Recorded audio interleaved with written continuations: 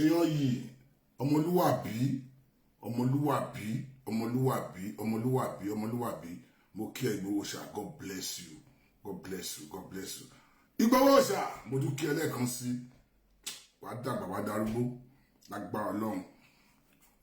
Ọmọ kékeré ni ẹbọ tí Olúwa ti gbé iyì àgbà ó ti gbé fún ẹ, wàá dàgbà wàá darúgbó, òní tẹ́ òní tí lágbára Ọlọ́run. Inú mi dùn, ayọ̀ mi kún. Ìgbòho Òòṣà mo ti sọ, mo ní Sunday Ìgbòho ṣe hàn bẹ́ẹ̀, mo ti sọ, mo ní kì í ṣe hàn bẹ́ẹ̀.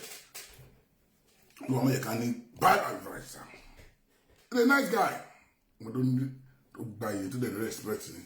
Ìgbòho Òòṣà, God bless you. Inú mi dùn torí pé ó mọ̀ pé ilẹ̀ Yorùbá là ń jà fún, kì í ṣe pé bóyá ó ń jà fún rẹ̀, kì í ṣe pé personal ambition rẹ̀ ó ń jà fún pé ẹ jẹ́ ká gbàgbé personal ambition lẹ̀ pé ibi tá à ń lọ yẹn là ń jà fún yóò tàbí ká máa bára wa jà tá à ń bára wa ṣọ̀tẹ̀ tá à máa ṣọ̀tá àní délẹ̀ lérí yẹn, inú àgbọ̀dọ̀ délẹ̀ lérí yẹn.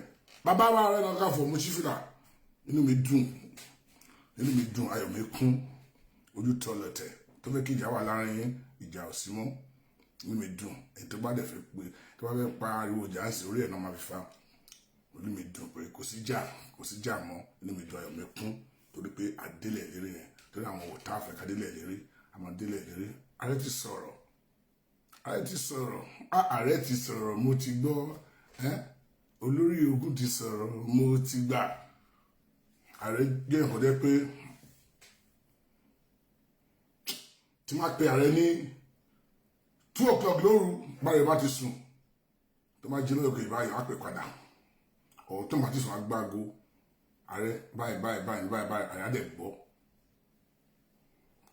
Kò tiẹ̀ nílò pé àìmí ààrẹ màá ní ààrẹ á dẹ̀ gbọ́ pé ààrẹ lógun fẹ́ o, ààrẹ báyìí jọ iṣẹ́ kẹrẹ báyìí ààrẹ dẹ̀ máa gbọ́ jìyàn tó gbọ́rọ̀.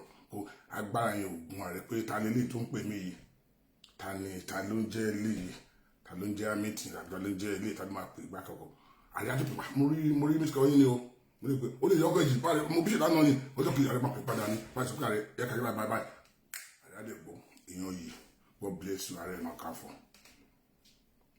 God bless you, God bless you, God bless you. Inú mi dùn, ayọ̀ mi kún. Ìgbòho Òòṣà, inú mi dùn, mi máa dúrà tí máa gbà fún ẹ. Ìgbòho Òòṣà, olóyè Sunday Ìgbòho, ọmọlúwàbí tọkàntọkàn, ọmọ Yorùbá tọkàntọkàn, irú àwọn tí mi gbàdúrà fún ẹ. Inú mi dùn, ayọ̀ mi kún. Ìgbòho Òòṣà, inú mi dùn, ayọ̀ mi kún. Mi mú ní bá describe Ìgbòho nǹkan tó ṣe, ó dùn mọ́ mi inú mi dùn. Bàbá àtọmọ làwọn méjèèjì. Màmá ẹwà mí ni ẹ ti change ẹ máa ń change kí ni mi mọ̀ pé ìlẹ̀ wà bí gẹ mo ṣí fìlà ẹ jẹ́ ṣí fìlà kí n lórí mi fún ìyá wa Àbíkẹ́ Adé communication alágbára obìnrin ni ẹ ta tó wojú ẹkùn tó ṣe Àbíkẹ́ Adé alágbára ni ẹ bí tó máa tẹ báyìí máa tẹ àtẹgbé ni Àbíkẹ́ Adé communication. Welcome on board my darling sister Olúwakẹ́yìn. From Bello èèyàn yìí from Bello olóòótọ́ ọ̀rọ̀, àwọn olóòótọ́ ọ̀rọ̀ náà làwọn náà olóòótọ́ ọ̀rọ̀ tágbó olóòótọ́ ọ̀rọ̀ either you like it or not.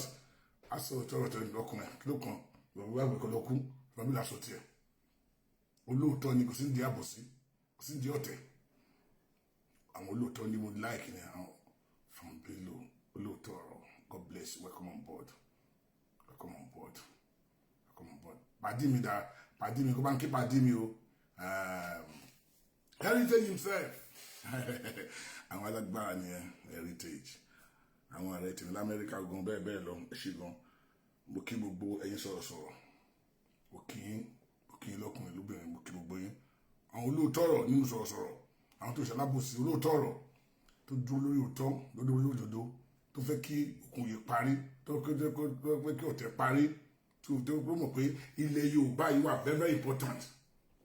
Ká gbàgbé personal ambition tiwa, ká gbàgbé bóyá àgbà fẹ́ gbà olú tó yẹ pé ó rí i pé yes ìyà ń jẹ ọmọ Yorùbá pé adẹ̀ gbọ́dọ̀ délẹ̀ ìlérí yìí. Ẹ bá ṣe àìtó yẹ ìjọ tó lọ́hùn, ẹ bá ṣe àìtó bá like mi gbogbo ẹ̀yin Akin welcome on board.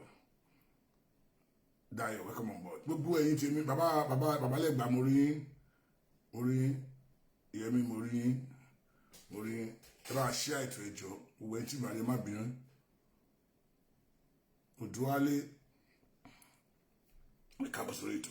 So kí ni mo sọ lọ́wọ́ àwọn sọ̀rọ̀sọ̀rọ̀ alábàríkà ẹ ṣé gan ẹ jẹ́ kó gun mí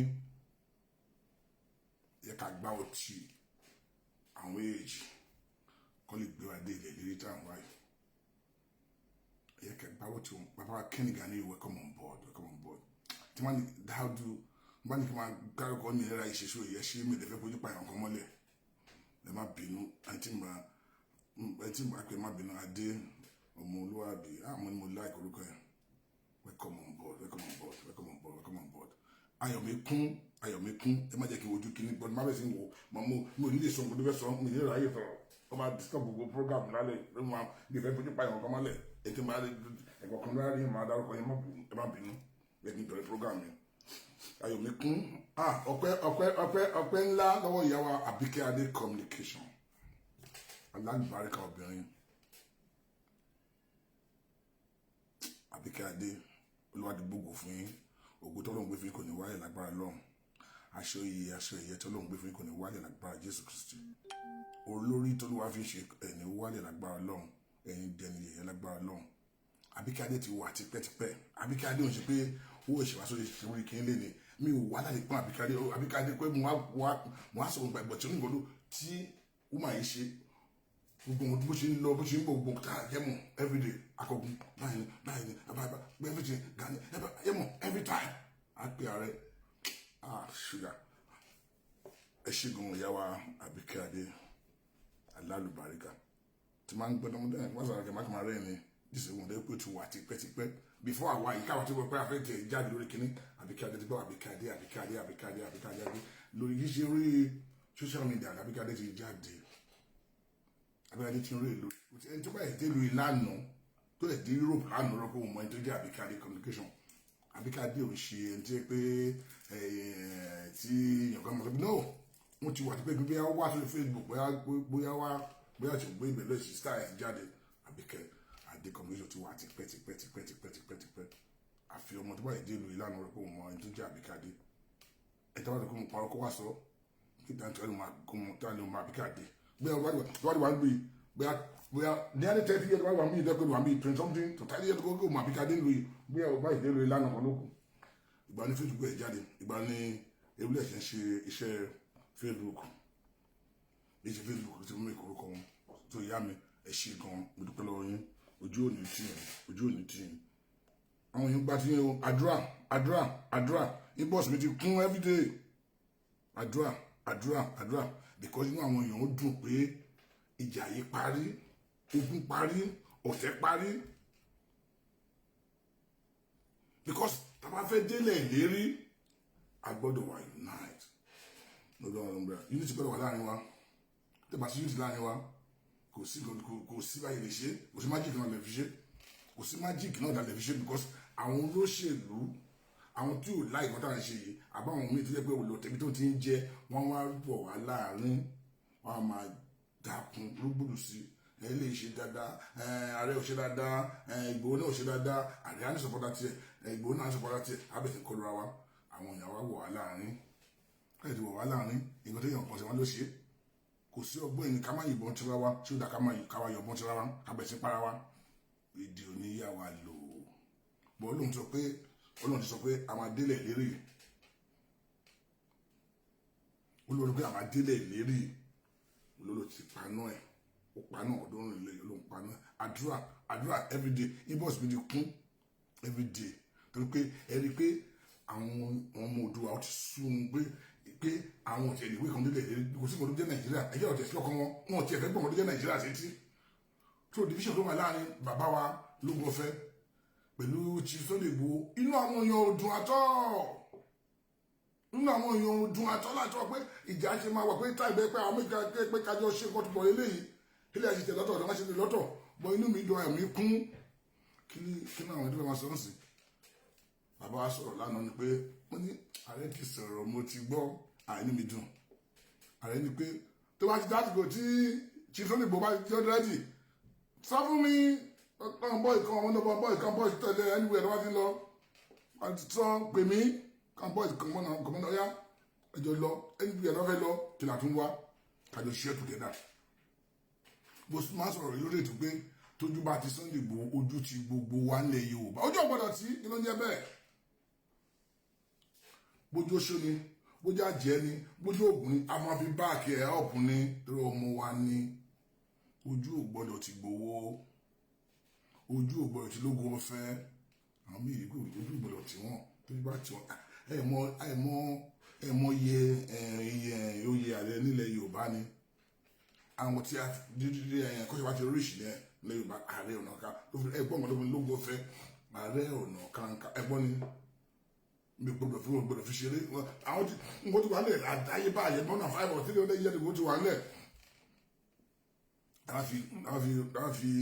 láfi gbolẹ̀ tá àyè wọn dẹ́gbẹ̀ àwa lójú tí lójú ògbọ́dọ̀ tí lógo ọ̀fẹ́ mo lè fi tí mo fi sáré pé no way no matter any mistake I will be there no way àgbọ́dọ̀ kò sí ẹ̀dùn àlàyé tí o lè ṣe mistake àgbọ́dọ̀ ṣe ká parí ẹ̀ kí life ká move on tó pé we have rich culture ní Yorùbá àwọn méjì ló dé nífẹ̀ẹ́ Yorùbá tọkàntọkàn àwọn ọ̀dàlẹ̀ ló kàn fẹ́ dà wọ́n rú tó fẹ́ ká ní wọn gún àwọn méjì ẹni pé wọ́n ní passion fún ibi tí wọ́n ti bí wọn pé ilẹ̀ Yorùbá ò gbọ́dọ̀ bàjẹ́ kò gbọ́dọ̀ bàjẹ́ ibi tá à ń lọ ibi tí wọ́n bá gbé because àti fẹ́ gbà tán àti fẹ́ délẹ̀ lẹ́yìn tán bò torí pé àwọn kan àwọn ajẹmọ́dàrú mama ayéwándé mọ̀gàn welcome on board ajẹmọ́dàrú wọn ò ní fẹ́ kí àárín yẹn gún wọn fẹ́ dà wọ́n rú pé no way kò ní ṣeé ṣe tẹ́ ká má ti dà wọ́n rú wọn bẹ̀ ṣe bá wọn jà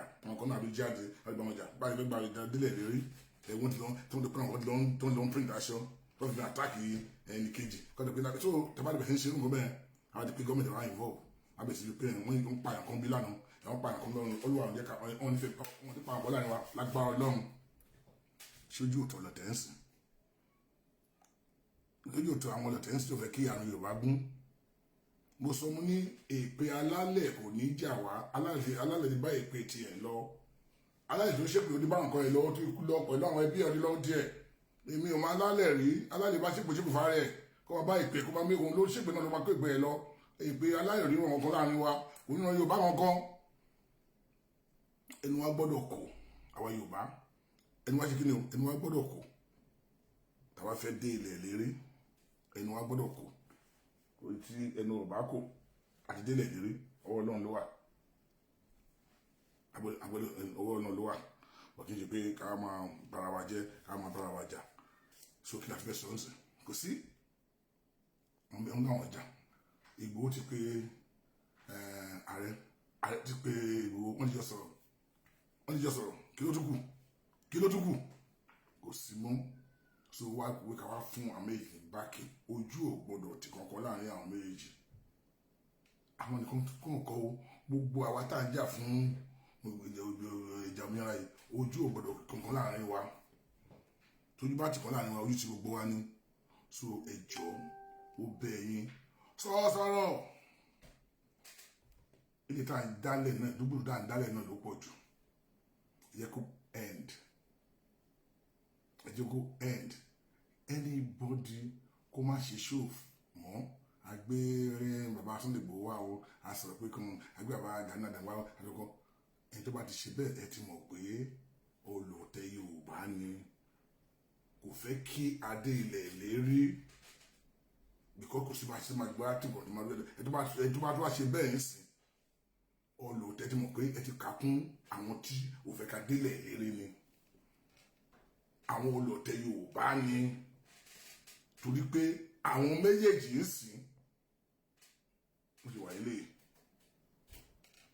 ẹ má jẹ́ kí Fatai Okunribido bàbá mi káàbọ̀ sórí ètò God bless you my brother welcome on board ẹ jẹ́ kí a fi prayer wa àjẹ́ ni o oṣó ni o ogun ni o gbọdá nílẹ̀ Yorùbá o ẹ jẹ́ ká back our major up we need 2 of them now to fight our battle for us because ìdánìkan jà gbogbo àná àjọjà ni so nǹkan tó bá ní gbogbo akókákó jáde ká báàkì àwọn méjì ká báàkì àwọn ọkùnrin sí kí ló ká máa dìtẹ̀ ọ̀kan láàrin wọn ká máa dún ìyàwó dáhùn ká máa gbà kan ìyẹn ò sí mọ́ Olúwa kẹ́ Sunday Igboho o tún gbàdúrà fún ilé ni mi ò tún gbàdúrà fún Igboho because ìbò tọ́lọ́ wọn tó bójú ẹ lọ́bọ̀ tó ìbò tọ́lọ́ ń fi ẹ́ sí ìbò tọ́lọ́ ń fi ẹ́ sí ẹni mi ò gbàdúrà but mo gbàdúrà yìí tọkàntọkàn ò ní ṣẹ́kù ò ní ṣílẹ̀ tẹ̀ lágbára Ọlọ́run ò ní kábàámọ̀ pé kí ló ṣe lè fún lágbára Ọlọ́run lágbára Jésù Igboho ọwọ́ ayé ò ní ká ẹ ò ní ṣílẹ̀ tẹ̀ torí òhùn ọmọlúwàbí pé bàbá náà tẹ ló ẹjẹ sọ̀rọ̀ inú mi dùn ayọ̀ mi kún torí pé tí ìgbéraga bá wà lára ẹni ìwọ náà kọ ó ṣò pé ò ní ìgbéraga ó ṣò pé ọmọlúwàbí ni ẹ inú mi dùn ayọ̀ mi kún ó ṣò pé ọmọ òdu àtọkọdọ ó ṣò pé nǹkan tó ń jà fún òun jà fún pé ká délẹ̀ lérí ó ti ṣò pé ilẹ̀ lérí gangan ló wà áfítà.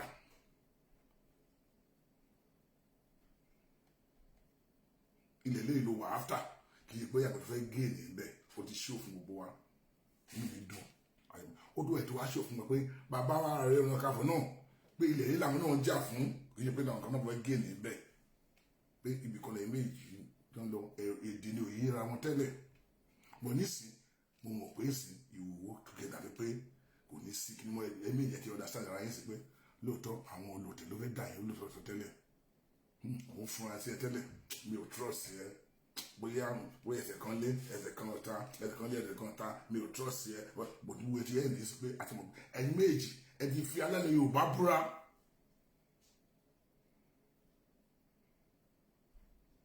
pé ibi kan lẹ́wà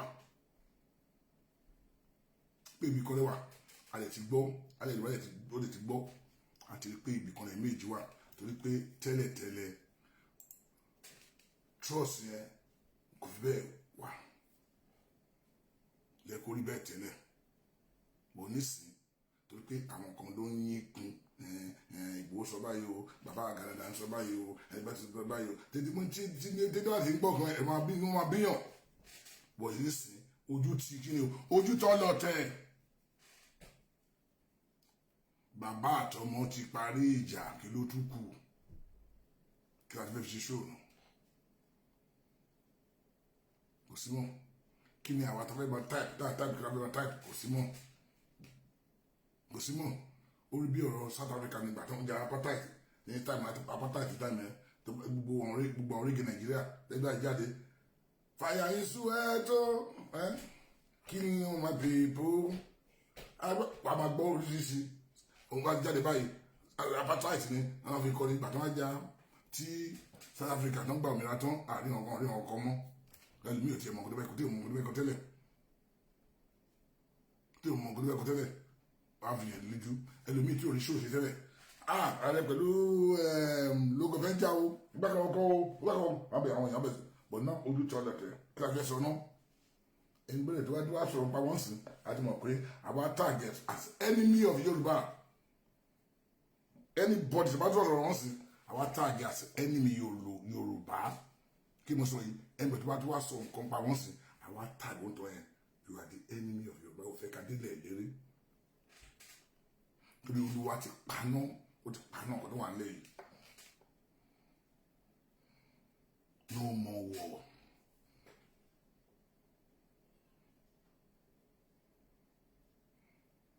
so Olúwa ti ṣe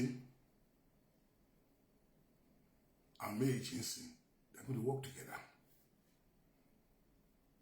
They are going to work together. I want to share intelligence. From the beginning, any time from now, I buy you by the color. I did a lyric. I want to assassin one tonsa. Who you don't want more? I want to gbàdúrà lé wọn lórí pé assassin wọn nínú wa kò ràn wọn Yorùbá ọkọ mọ́. Pé ká máa bára wa jà kínú wa má kò. Assassin wọn lè ràn wá mọ́. Olúwa ti ṣe ìyanu Olúwa ó ti gbé wa kọjá alábòsí tó fẹ́ ká délẹ̀ ìlérí Olúwa ti ṣe àtàsí wọn rà wá mọ́ so ká máa jó ká máa yọ̀ ní ọ̀rọ̀ wa ń sìn kí mo sọ fún yín o ká máa jó ká máa yọ̀ lọ́rọ̀ Yorùbá ń sìn anytime from now ẹ rí pé adé ilẹ̀ ìlérí ẹ lọ kọ́lẹ̀ ọtí mo sọ fún yìí ilẹ̀ ìlérí òun ló ń wò lọ́ọ̀kan yìí ẹ tí ò bá ti mọ̀ ilẹ̀ ìlérí òun ló wà lọ́ọ̀kan yìí fún ẹ̀yin tí ẹ bá ti mọ̀ ilẹ̀ ìlérí ló wà lọ́ọ̀kan yìí èmi sọ fún yín lé ní adébẹ̀ rí tán adébẹ̀ tán tọ́jú mi máa dáhùn pé ṣé máa easy àti gbà kí ni àti gbà ẹ bá ṣe àwọn ẹjẹ ṣáàkiri yẹ pọ̀ ẹ bá ṣe àìtò yẹ ẹjọ tó náà ẹ bá ṣe àìtò yìí.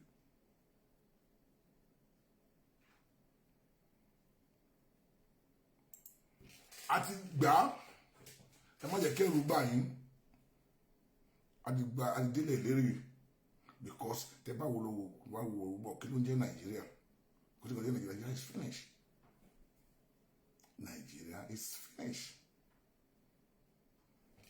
Àná ọ̀tá yìí kí a máa pé Nigeria is finished wọ́n pa AIG ọlọ́pàá retired AIG lánàá ọ̀tá yìí advisor fún gómìnà Ortom gómìnà Benue àwọn olóde wà ń dẹ àwọn Fúlàní ẹni just to intimidate the governor pé ìwọ alẹ́mú ẹ̀ tábàlẹ̀ pa the security adviser we are coming for you. Can you see it? Just to intimidate the man pé to be a total adviser security adviser ilé hold on. We are getting closer to you. So we are not safe anymore in that country. And the best thing to do when you are not safe, to go your separate way. To go your separate way. Because patch náà ti wà lẹ́yìn mọ́. Ó ti ṣùgbọ́n fún gbogbo àgbáyé pé Nàìjíríà kò lè wà fún àlè fíìsì ẹ̀ mọ́. Ó ti bàjẹ́ kọjá beyond repair. Because patch nǹkan tó wà lẹ́yìn. So ẹni tí ò bá tí ì mọ̀ Bamidele welcome on board. Ẹni tí ò bá tí ì mọ̀ ni ò mọ̀ fún ẹ̀yin David Thomas. Tẹ́ ẹ̀ tí ì mọ̀ pé Nigeria is finished.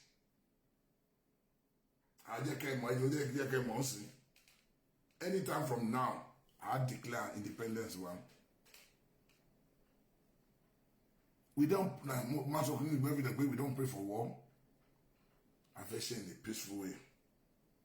But if they bring war to us, we will not run away.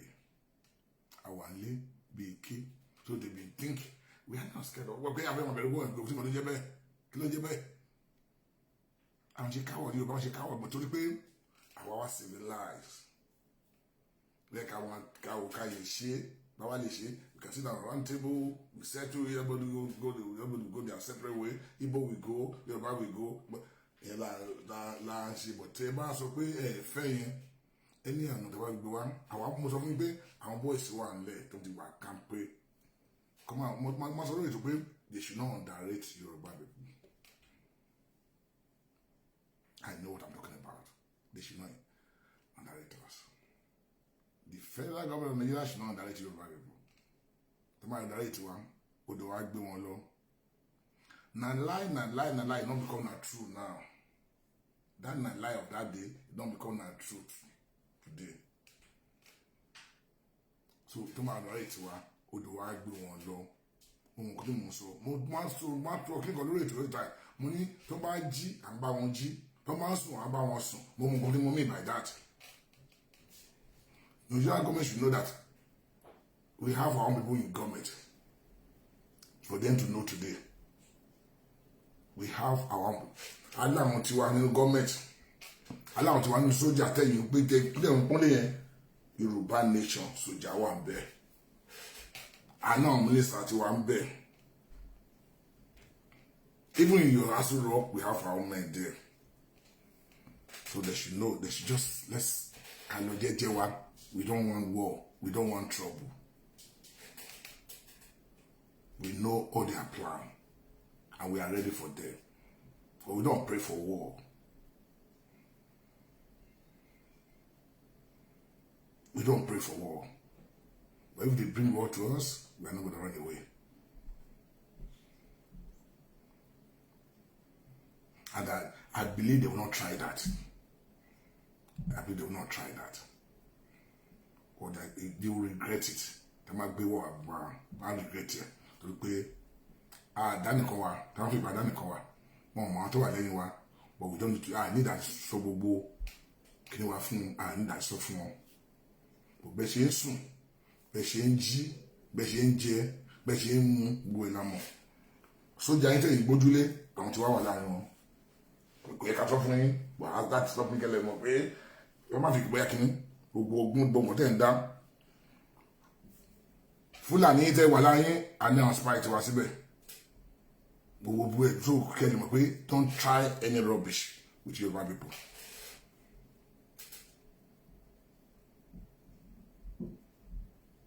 Don't joke with us, but we will surprise you guys.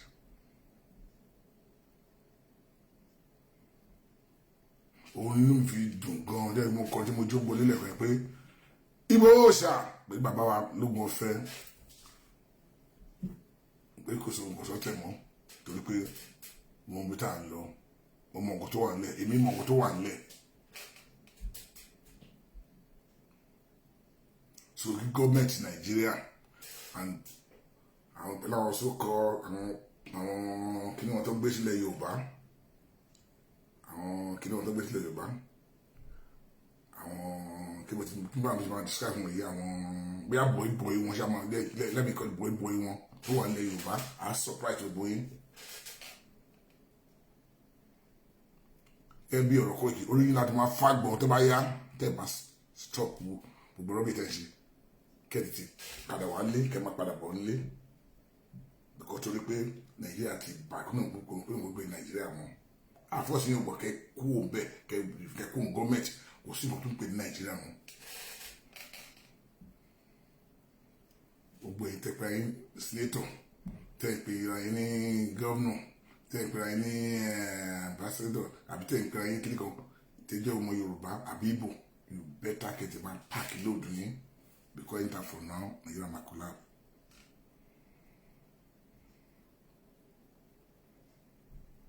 Ìwò tẹ́ bá dẹ̀ pé enemy Yorùbá are treated as enemy.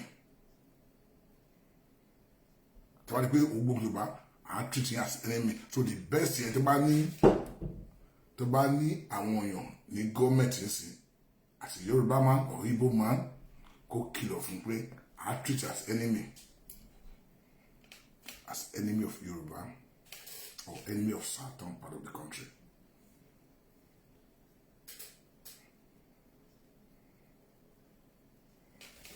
Are treated as enemy. So ọ̀rọ̀ tí mo sọ fún yín fún mi but mo kò mọ́ mo fẹ́ sọ fún yín kẹ́lẹ̀ mọ́ ni pé gbogbo yín pátá tẹ̀ wá gọ́ọ̀mẹ̀ntì lé ní tẹ̀ sọ but gọ́ọ̀mẹ̀ntì tẹ̀ ṣì bàjẹ́ against certain part of the country both Igbo and Yoruba orí yín láti máa fagbọn tẹ̀ bá jáwọ́ kẹ̀tì ìyára yín brain mo gbọ́ pé àwọn kan ẹ̀ ń lé some senator mo gbọ́ pé ẹ̀ lé 2021 bí tí ìbẹ̀rẹ̀ dárúkọ yín gbọ́ máa ọlọ́kọ̀ máa disgrace yẹn senator yẹn mo gbọ́ pé ẹ̀ ń lé 2023 àmì ilẹ̀ ṣe mí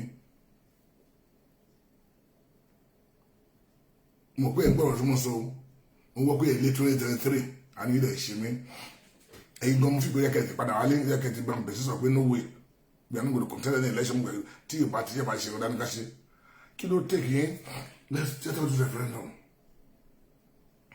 change ẹ̀bà constitution tó wà nígbà lórí council constitution tó wọ́n ká lò lọ́wọ́ kẹ̀sì referendum either I very part of it or not and before then constitution tó wà ń bẹ̀ yìí àfẹ́mọ́ ẹ̀ka pàṣẹ constitution tó fi gba òmìnira then we do referendum.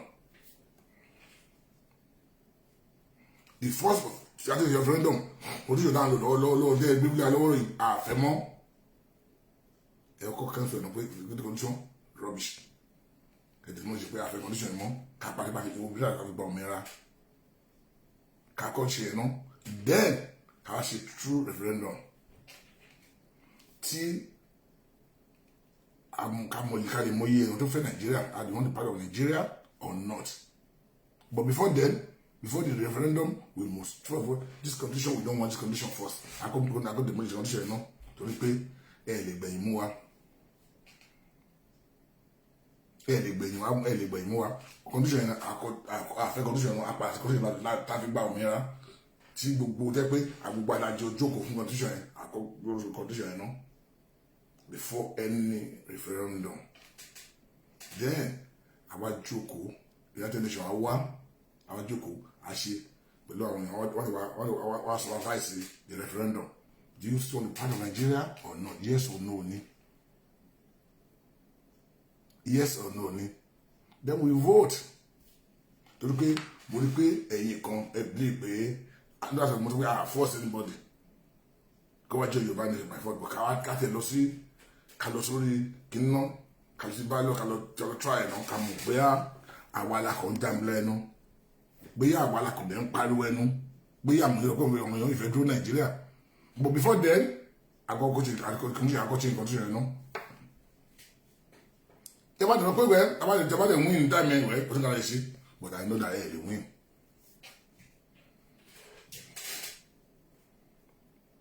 Chepe Baja, Chepe Bugwa, Botewa, Chepe Bugwa, Botewa, in well in here. This condition, I got demolition, no. We don't want this condition.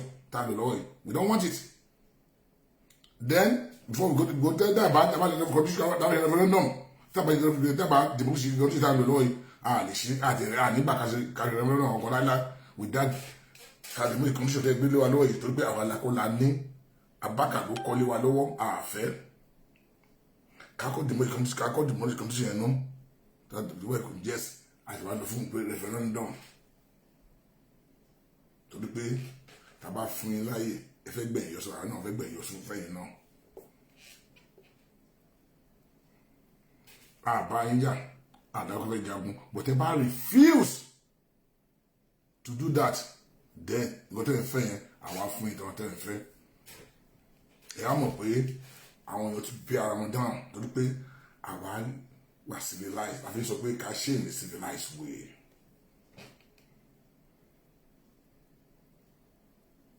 You might be a room by anybody. Erugun by anybody. Erugun bawa. Tell me only man we are. Abi fi erugun bawa ni. Awa no bon ani common sense we had no common sense. Egmo so yin money exchange but ka go the money to one because to one once it's not the one that vote tipe that fi bo mineral fake condition. I will cancel no capacity that will be then I want you to be yeah, California referendum now. And then United Nations I'm going to supervise. And what they were supervising that time.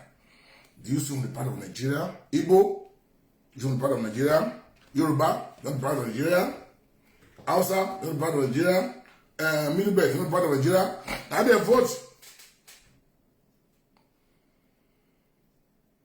I don't vote because they cool. Now you can vote. Unless the bad big bow not to be in Koloku. The quick about that way, that way.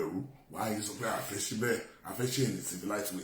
Sit down, round table, cash, but I'm going to back by it. Okay, at the civilized way. Come on, your bunch of our come on, you this condition is a fraud condition affair. Affair condition lie. Before anything, we don't want this condition. Can you change the two if around? Can you change condition now? After condition capacity by that job. Amendment, no way. We go see never amend. After amendment on condition, we don't want it.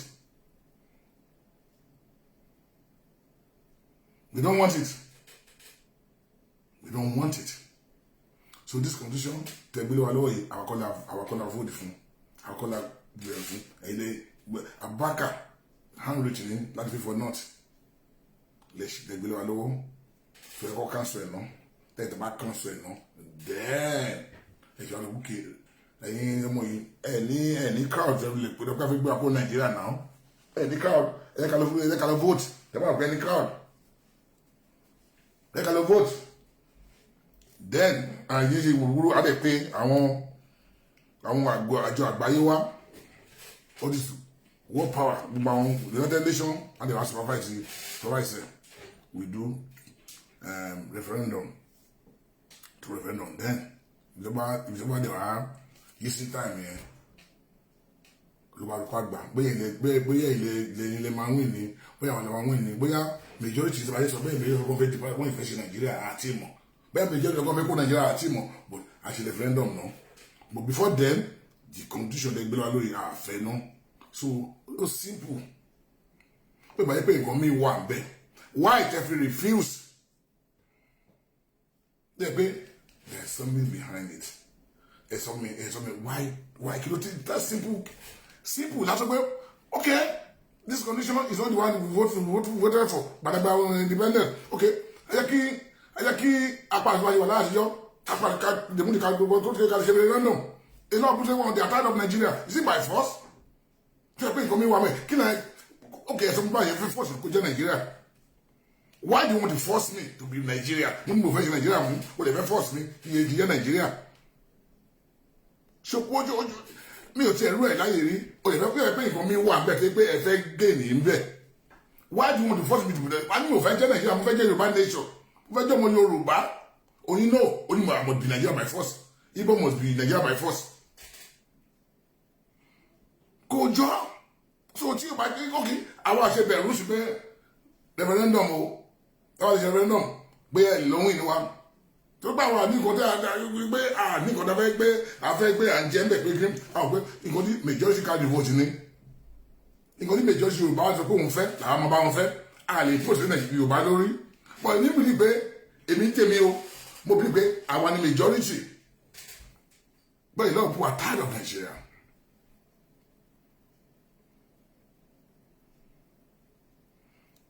But tí ẹ̀yin náà why náà tẹ̀yẹ ṣe bìlí pé ẹ̀yin ni majority ẹ̀jẹ̀ wà ń gọ́ọ̀mẹ̀ntì ẹ̀ ń jẹ́ yìí pé ẹ̀yin ni majority pé we are going to win okay let's go and do referendum kí ló ń bà yín lẹ́rù. ìgbà tí àwọn scholar náà kún fẹ́ kúrò ní UK they are not there now láti ṣe referendum why did Nigeria government refuse láti ṣe referendum kí ló tó refuse that kí ló tó jẹ́ ká the condition tó wà lọ́wọ́ ẹ̀ pé kó ló fà á tó lè ká àbọ̀dìṣe ká padà sípàjẹ́ wà láti jọ sísá mi láti California Mr. Bukola Olúfadérin welcome on board. Because mi ò rú eléyìí láyé mi rí pé o fẹ́ force mi join Nigeria by force. Kò jọ Ọlọ́run á mú yín sí àti wá jẹ́ United of certain part of Nigeria àwọn pẹ̀lú àwọn Igbo. A máa ní meeting gbogbo wọn ṣe gbẹ̀tọ̀ ẹ máa ní gbogbo wa United States of certain part of Nigeria area ẹ máa ní wa together torí pé ẹni fi pé ẹni divide wa tẹ́lẹ̀ ẹni wọ́n ti kò ń sìn you will see all of them àmà ṣe meeting láìpẹ́ yìí àgbéjáde United States of part of certain part of the Nigeria area wa together torí pé Igbo làwọn fẹ́ lọ Yorùbá làwọn fẹ́ lọ tó ẹ̀ dáwà dúró mọ́. Tobacco, tẹ́ bá ṣe ọ̀nà àṣírí kẹ́ṣe, then ẹ máa blame ara yín. Nǹkan tẹ́ fẹ́ kọ́ àbẹ̀ yẹn, ó máa happen. Torí pé, àjọsí pé bóyá pé ó ní ìkọ̀tẹ́ fẹ́ gbà ń bẹ̀. Why must you fall into the part of Nigeria? Tell me, why don't you do referendum? Okay, Akokun, this one the part of Nigeria. Yes or no? Let's go to the referendum.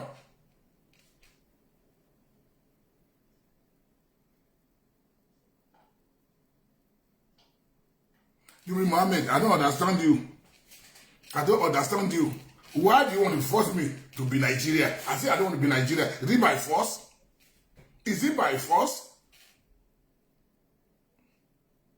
You mean, is it by force to be Nigeria? I'm not fighting you now. I said, okay, let's go and do a referendum. Let's abolish this your handwritten condition that you impose on me. Let's go back to the one we voted for during the independence. We said no. That means you are the oppressor. That means you are pulling me to be part of it, to be Nigeria by force. Why do you want to bully me to be Nigeria? I don't want to be Nigeria. I don't like to be Nigeria anymore. I want to be Yoruba. I want to have my Yoruba nation. Why do you want to force me to be Yoruba, to be Nigeria? Nigeria is not working. Nigeria is not working. I can never work. Why do you want to force me? You say Igbo people cannot burn of Nigeria, and you still want to keep them as part of Nigeria. Is that not injustice against those people? How do you want to justify that? Tell me, Mr. Jibril. How do you want to justify that? You said people they cannot be part of, they cannot be president of Nigeria. Never. You will not allow them to be part of Nigeria. Be part of the president of Nigeria. And you still want to force them to be part of Nigeria. And I say, I want to have my own Yoruba nation. I don't want to be part of Nigeria anymore. We say, no, by force, I must be Nigeria by force. Is that not bullying?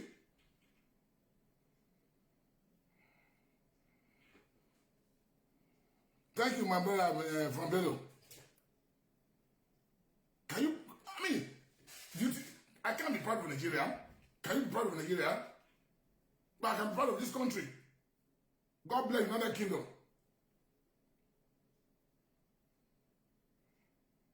Kí Nigeria offer me, kí mo gain Nigeria. A lot of people Nigeria don't buy every day. Wọ́n buy a whole AIG. Lano.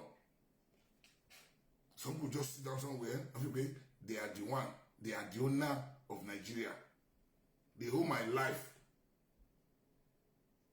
They want to force me to be part of Nigeria. I said, I don't want to be part of Nigeria. Say by force? No, I don't understand. I don't get it. I said, okay, I don't want to war. Let's go and do a referendum. If my people still want to be part of Nigeria, and you refuse, let's change the condition. Let's go by the old condition. You say no. That means you are the oppressor.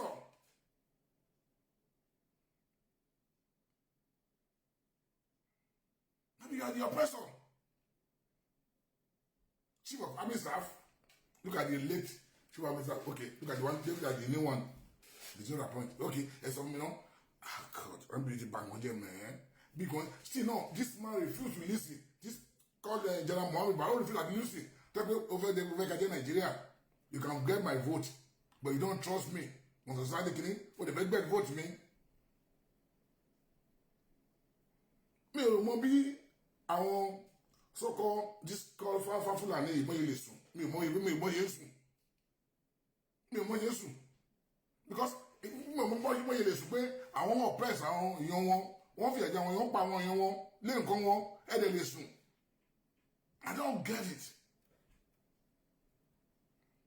I don't get it. Chief of Army Staff oyè ọ̀kan láti gbọ́ ọjọ́ yìí sí ó dẹ̀ ń fi the same tribe ní ó dẹ̀ fi wọ́n síbẹ̀. Àwọn èèyàn ń pa every day, you don't care. Odo òtí ẹ̀fẹ́ gbọ́, òyìn ẹ̀fẹ́ to respect you, òdè fẹ́ kí èpè máa fi pa ẹ́, òdè fi pé máa jókòó àti Yorùbá man, máa dẹ̀ wá láìkí ẹ́, wọ́n dẹ̀ máa gbàdúrà fún ẹ, èpè máa fi pa èpè. Tí máa nìkan fi ṣẹ́lẹ̀ṣẹ́ mo ní ṣẹ́lẹ̀ṣẹ́ ni, ó bí bí mo yẹ sọ̀rọ̀ yìí. Àdẹ̀ sọ lójoojúmọ́, this wicked woman mi tó pẹ̀lú Muhammad Buhari, ó lè fi kò dé kíá, pẹ̀lú àwọn kàbá ẹ̀, kò dé kíá. Lẹ́pẹ́ lóòótọ́, ó love Nigeria, bó ṣe sọ pé ó love Nigeria.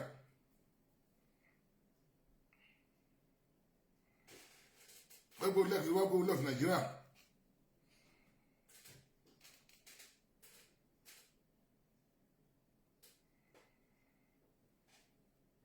Lẹ́pẹ́ ó love Nigeria lóòótọ́. À ń sọ pé ìgbà tí ara ṣe ó kó mẹ́ as IG, you appoint another people from your side. Another people from your side to be IG. IG no come to man make fancy. Who they appoint with the same from the same tribe. From the same area there. Oh, take care, pray. Some part of the country. On the entire from come. Oh, care. Wicked woman being. You want to be part of Nigeria? Will be money bino? Could it daffy when them bad? Take a fear, Jewan. But if you give me out to my joko, I want to be one Nigeria. I want to be one Nigeria. Nigeria. I will pray for this country 1 million times. Nigeria, I could pray Nigeria. War down. Nigeria. Tell me, what can one get in Nigeria? If you let the our side, one oppress on the other side. Most of them they are gypsy. Land grabber, gone everywhere. You grab your land, oppress you, kill you. These wicked people, they don't care. After taking me as a Yoruba man, killing me to my one Nigeria. Why can't you one Nigeria? Kill you one Nigeria, it's me. Kill you one Nigeria. Inú mi á dùn, máa jókòó bá pé mo fẹ́ kí Nàìjíríà kan. Kí ló ń jẹ́ Nàìjíríà? Kí ṣe Nàìjíríà ti fún mi? Ìfọ̀lọ́jà ti já mi yìí sọ pàdánù. Insecurity everywhere. Nigeria, with security. See, I'm proud. The two percent rock, man. Oloshi president. President Oloshi. Ilumba Yemo Lori. Look at the way they're killing you. To the wireless, not about one doing, don't know man. One student don't kill them. Talk about 180 million, one ballon or the president Nigeria. Look at the Boko Haram killing your people. You don't care. What kind of president are you? Wicked president. Is that human being? He's not a human being. Buhari is not a human being. Anybody Buhari, I'm telling you. Oba me. This evil government. One power Boko Haram everywhere. Insecurity everywhere. And you are sitting down national up there. You are president. And some idiots will be supporting you. Look at them, they are killing your people there. Look at Boko Haram killing people from Northeast. Am I from Northeast? I'm not from Northeast, but I can feel that. Look at the way they are killing them there. You think I'm happy? I'm not happy.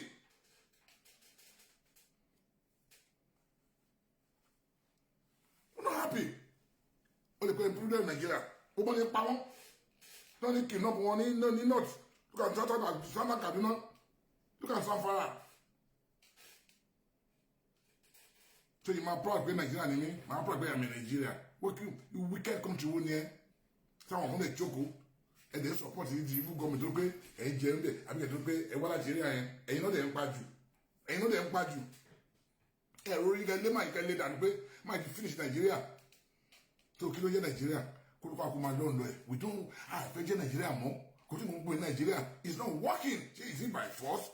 Me, you look at people. Why must why do we force in Nigeria?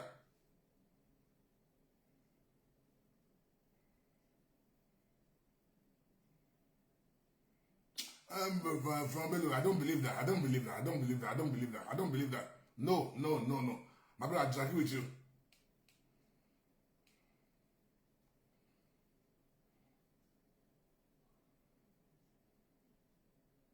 Okay.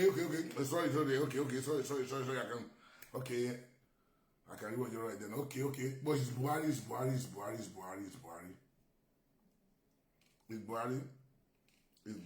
it's Buhari.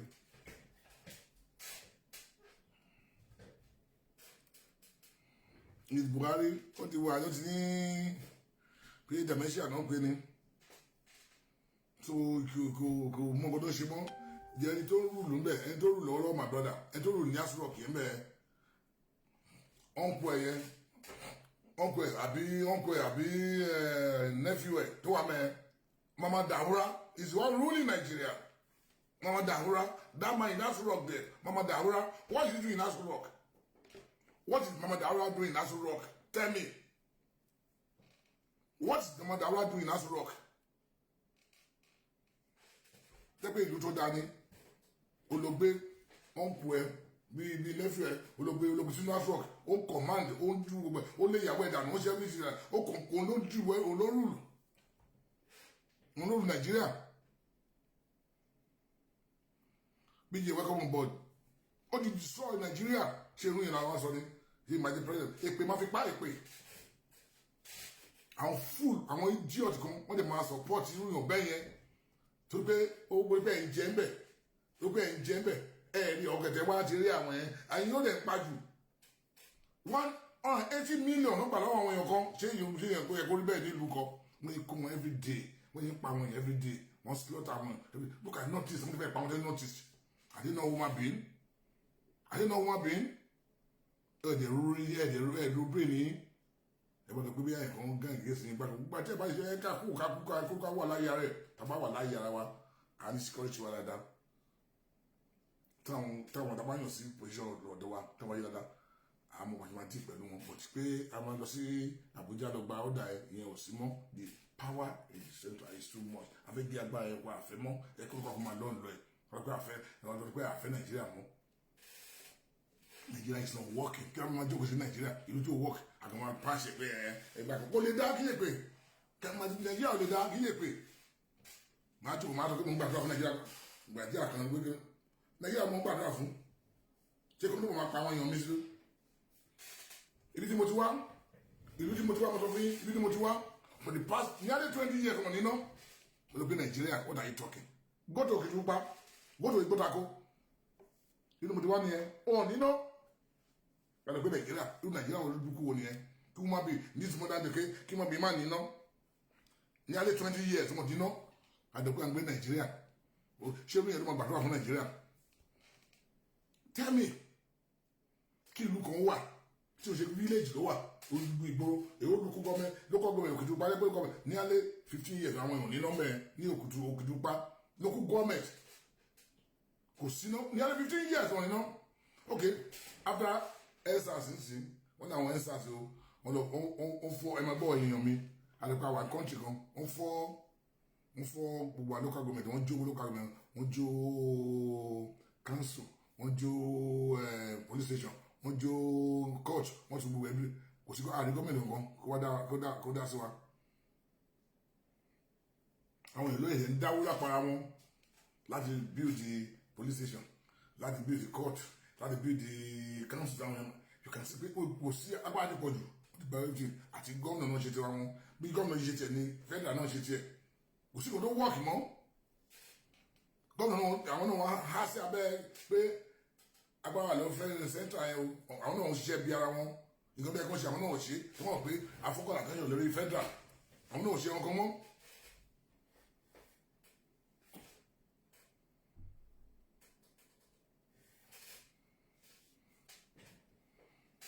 àwọn náà ò ṣe wọn kan mọ́ so tàbá ní nation tiwa ojú wa lè kára mú a lè ṣe wọn lábẹ́ ṣe èyí tó bá ṣe dáadáa ní àwọn ìgbà yóò máa dì pẹ̀lú ẹ̀ but this time around thank God pé mo ti lẹ́kọ̀ọ́ pé ààrẹ ọ̀nà kakanfò ti lè gbogbo ilẹ̀ Yorùbá olórí ogun ilẹ̀ Yorùbá pẹ̀lú olóyè wa ọmọ pàtàkì nìkan ní ọmọ wa ọmọ odò àtọkọ̀lọ́kọ̀ olóyè Sunday Igboho àmì ètò àbáyé sí inú wa ti dùn ojú tí ọlọ̀tẹ̀ ojú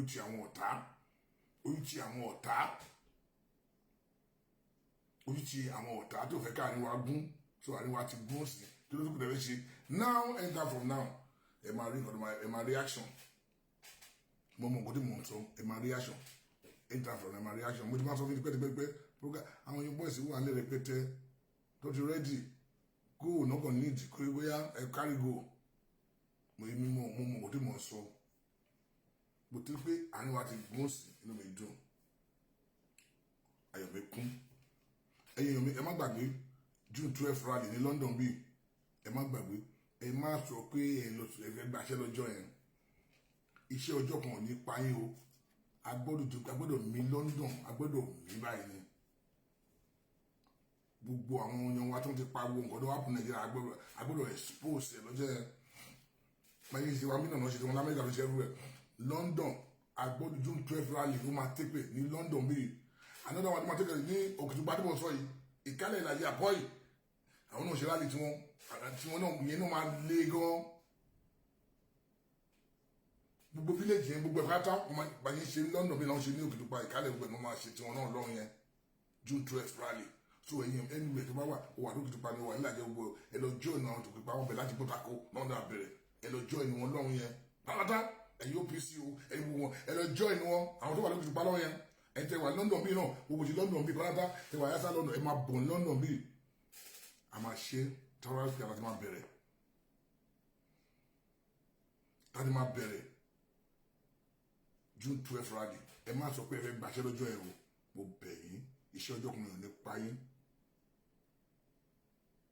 iṣẹ́ ọjọ́ kan ò ní pa yín o iṣẹ́ ọjọ́ kan kò ní pa yín ẹ̀yin tẹ wà lókè lọ́pàá tẹ wà ní kálẹ̀ lọ́gbẹ̀ ẹ̀yin náà ẹ jáde ẹ má lọ pẹja ẹ̀yin tẹ wà lórí omi ẹ má pẹja ẹ̀yin tẹ wà lórí odò ẹ tẹ wà nílẹ̀ ẹ má lọ sóko lọ́jọ́ yẹn ẹ support ọmọ yín ẹ jáde June 12 rally àwọn bẹ̀rẹ̀ láti Ìgbótakó ìdírèlè ìgbóde ìrèlè tuntun gbogbo ẹ̀ ló máa lọ Òkìtìpupa 12 rally. So ẹ̀yin tẹ́ bá wà Nàìjíríà yẹn ẹ jáde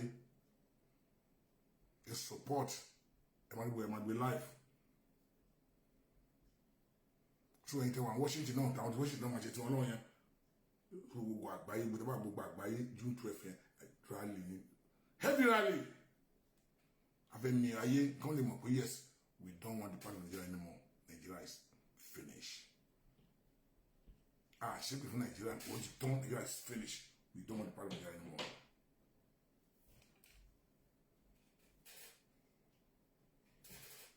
Ṣètò ìṣẹ́lẹ̀ àwọn ìlàjẹ́ ló ń sọ yẹn ìṣẹ́lẹ̀ àwọn ìlàjẹ́ àwọn kan ní 20 years àwọn ibì kan wà ń bẹ̀ 20 years àwọn kan wà 70 years. Can you believe that? Tí wọ́n níná ẹ̀dẹ̀ wá pé wà ní Nàìjíríà. Àwọn nìyẹn ìlàjẹ́ ìyà tó ń jẹ àwọn ìlàjẹ́ ìyà ló ń jẹ wọn àdàgbà ní country ṣe country yẹn ẹ wo ẹni wọ́n ṣe ìlàjẹ́ ní lórí TVC ẹ wo omi ti gbógun wọn lọ kí ni àgbà ní gọ́ọ̀mẹ̀ntì fún kí náà ṣe fún wọn kí lè ṣe wọn ṣé wọn wáyé tó ń wáyé ni ṣé wọn ṣe ìyànà jẹ́yàn ni àdàgbà ní gọ́ọ̀mẹ̀ntì ibẹ̀ wọn ti fa epo gbogbo epo tí yóò ń dóṣù ibẹ̀ ní ìdájẹ́ ní o ìyà àwọn olójìyà jù nílẹ̀ Yorùbá ìlàjẹ́ olójìyà jù orí omi ẹni gbogbo gbé wọn ní láì wọn kọ scatter kiri all over the world nítorí pé ibi tó ti wá omi ti gbogbo ẹ lọ gọọmenti ṣẹlẹ ti fún ẹdùpá ní gọọmenti ṣe àwọn àjòkó sí Nàìjíríà àfẹsẹ Nàìjíríà ìgbà tí ní ayé àtijọ́ ta ìní western kìíní wọn gbogbo bẹ̀rẹ̀ ló ń gbádùn wọn rántí ayé tó lọ community gbogbo bẹ̀rẹ̀ ló ń gbádùn ayé àtijọ́ pàdé ìwọ ìwà ọkẹ wà á ti bá wọ against gbogbo ìyá ti jẹ àwọn obìnrin ṣe àwọn yàrá pray tí wọn jẹ Nàìjíríà kò jọ oníkan tó jẹ Nàìjíríà olúwa kò máa lọ lẹ from below some area 20 years you are talking about 70 years some area 20 years I'm from Igbódàkó lè fi ti wá wọn ní nearly 20 years Igbódàkó wọn ní ẹni bá tó kó pàtó wá sọ òun ní mo fi mí kọ́ àwọn gómìnà yẹn pé àwọn gómìnà tó wà ń bẹ̀ pé they are not even responsible tó ti jẹ báwọn ní fún àwọn responsible federal bá ṣe tí wọn kí ló ṣe àwọn fúnra wọn pé wọn lè help àwọn yẹn wọn ni àdè ọ̀ẹ́ kìíní we have ibẹ̀ ní gbogbo bitumen gbogbo tí a sọ yìí gbogbo bitumen gbogbo Nàìjíríà ní ibẹ̀ ló wà abẹ́ mọ̀ pé area yẹn ni the second largest establishment of bitumen di owó after Canada ilé bàbá àti wa orí bitumen ló wà ìyà tó ń jẹ wọ́n lérí ayẹn ìyà tó ń jẹ wọ́n ẹ̀rẹ̀ mọ̀ pé Nàìjíríà náà wà ìkálẹ̀ ìlàjì àpọ̀ ẹ̀ lọ síbẹ̀ ẹ̀ lọ ìyà tó ń jẹ wọ́n bẹ́ẹ̀. They people are wicked. You don't know. They are wicked.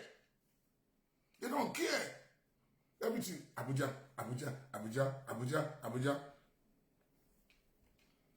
Ẹ̀yin ẹ̀rí làjẹ́ lórí kìíní ni. Ṣé wọ́n ṣe woman being ni?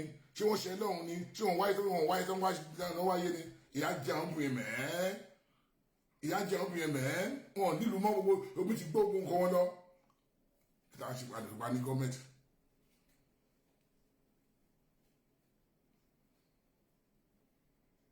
And the Bani government. The government will run and wicked. And wicked woman being.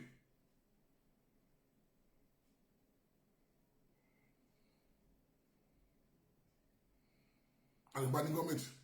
So our time so I'm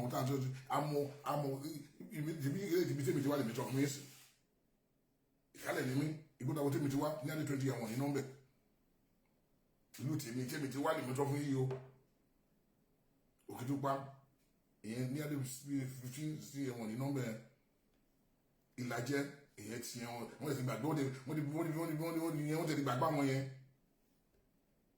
wọ́n ti ẹ̀ka wọn kún bí tí àwọn gọ́ọ̀mẹ̀ntì wíkẹ̀dé ẹ̀dẹ̀fẹ́ kó jẹ́ Nàìjíríà ẹ̀yẹ kí lórí kẹrin TVC tí ó ṣó wọn náà omi ti gba gbogbo kílẹ̀ wọn tán gọ́ọ̀mẹ̀ntì dá sí wọn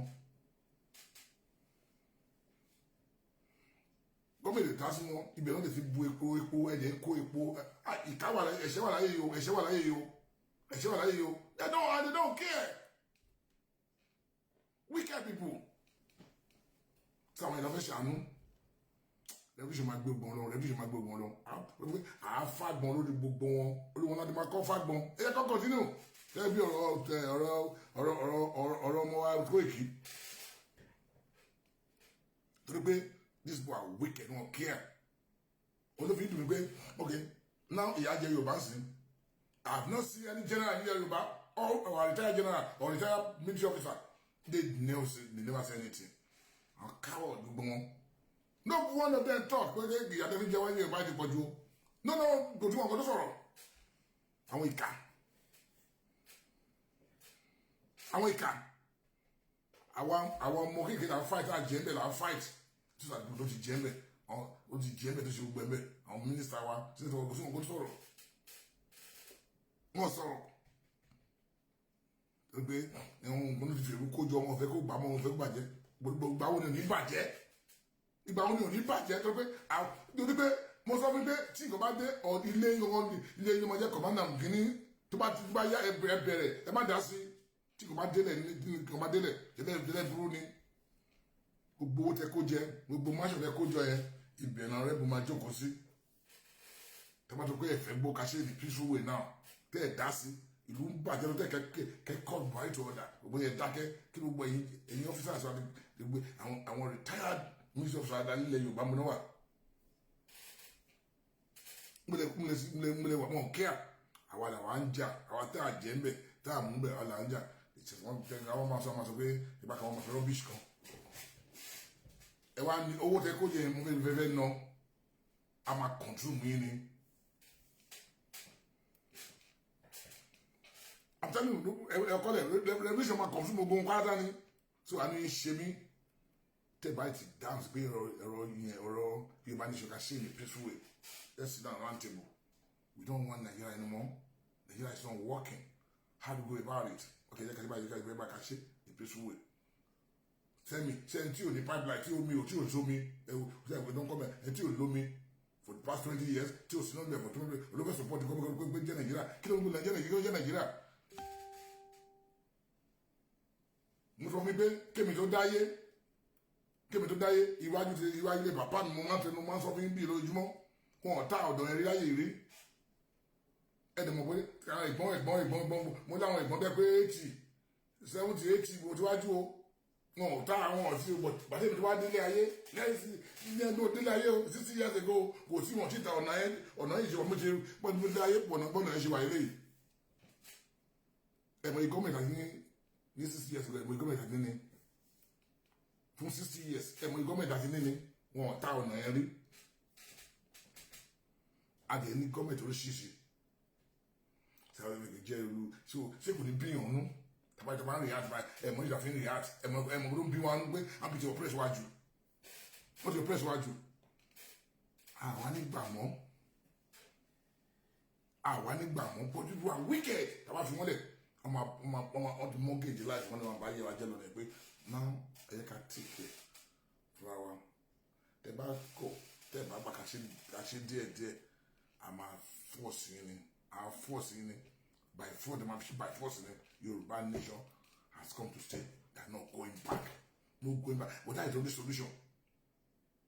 That is the only solution. Yorùbá nation ni solution to one. Tẹ́ bá bá ká ṣe Yorùbá nation wọ́n àbá revolution máa control mi. Mo lè kọ́lẹ̀ pé àkókò bẹ́ẹ̀ ìmọ̀sọ̀ bẹ́ẹ̀ revolution máa control mi. Tẹ́ bá yìí dẹ́yìn wáyé jáde pé election 2023 he'll control a journey. I'm telling you, most of your friends, there will not be any election 2023. There will not be any election.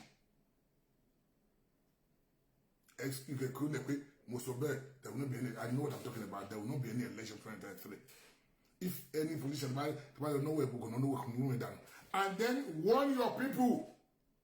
I'm saying in life, and right now, warn your people not to go out to go and place any poster or go and campaign for any pé lọ sí rally kan mo sọ fún gbogbo ètò ìgbé ẹgbẹ́ mi láyé wọ́n àwọn yẹn pé wọ́n bá ṣe rally mi kan ẹ má máa lọ bẹ́ẹ̀ o ààbò àsọfọ́ ọmọlúwàbí tó bá dé náà àdòdì tí mi ò sọ bẹ́ẹ̀ lọ ẹ má máa lọ sí rally kankan o àwọn là ń sọ lórí kíndẹ̀ bọ́ọ̀sì don't go to any rally don't go and campaign for anybody má bá wọn lè bá wọn lè poster ẹ̀wọ̀n náà ọmọ yìí o kọ́ bá fún yín lókè má lọ bá wọn lọ pósítà o àbá màmá yín àbá ẹ̀gbọ́n tó wà lé pé àwọn ń ṣe pátì kan ṣe pátì kan àwọn fẹ́ lọ ṣe rálì fún politician ẹ̀ ṣe mistake ẹ má máa lọ o ẹ̀wọ̀n nu wọn o kò sí ìmọ̀lú jẹ́ election o mi ò sọ ju bẹ́ẹ̀ lọ o wọn gbọ́ burúkú lẹ́nu abọ́ rẹ̀ bọ̀ èmi mọ̀ kò tí mò ń sọ ẹ wọ́ ọ̀nà àwọn yín kò ní sí election èmi sọ fún yín pé ní that will not be any election come 2023 any politician kò tó bá dé pé òun fẹ́ ṣe election kan tó rẹ̀ jẹ́ iṣẹ́ ibi Yorùbá náà ṣe election yẹn iṣẹ́ Yorùbá náà ṣe election mo sọ fún yín pé nǹkan tẹ́ rí ní south east wà mọ̀ south east ṣègà ṣàpè tó bá délé Yorùbá mo fẹ́ sọ ju bẹ́ẹ̀ lọ mi fẹ́ sọ ọkọ̀ tán mi fẹ́ sọ̀rọ̀ tán olùwàyè ká sọ̀rọ̀ tán nǹkan tẹ́ rí tó wà mọ̀ lẹ́ Ìgbò díẹ̀ lẹ́wọ̀n rí o mo bẹ̀ yín Olúwa bẹ̀ yín ẹ jọ̀ọ́ mo ń bẹ̀ yín ní ẹ̀yin wa ẹ bẹ̀ àwọn èèyàn yín mo ń tẹnu yín létí o mo ẹ bẹ̀ àwọn èèyàn yín pé wọ́n ti pé kò ní ṣẹlẹ̀ ẹ̀ṣọ́ o ẹ tó bá lọ kó wọn sí politics kó kí wọ́n ti yàn pé lọ́wọ́ ẹ jáde pé ẹ kò sí nǹkan tó máa jẹ́ máa crush wọn ni ẹ tó bá fojú di wá ẹ má mo máa sọ kíní kan mo ní odò wa gbé wọn lọ o ẹ tó fojú di odò wa o lè rí pé ìgbà tá a bẹ̀rẹ̀ kíní pé they say na lie don become na true now o. Na lie don't become na true now. Abi, if na lie they call am that time we bada berekini. When na lie, then they cannot do anything, But na lie don't become na true now. No any election, I can bet you that we'll see election 2023. Any come out being election 2023 for happen. Go see election 2023. On control our journey, the only election to take place in the Yoruba referendum. And before the referendum, they have to abolish the condition time belongs abolish and then we allow referendum whether we want part of Nigeria or not. I'll vote. And before then, referendum has to take place. Before then, abolish the condition. We do 10 more. That is only a fellow one. Japan, committee are complete. No government.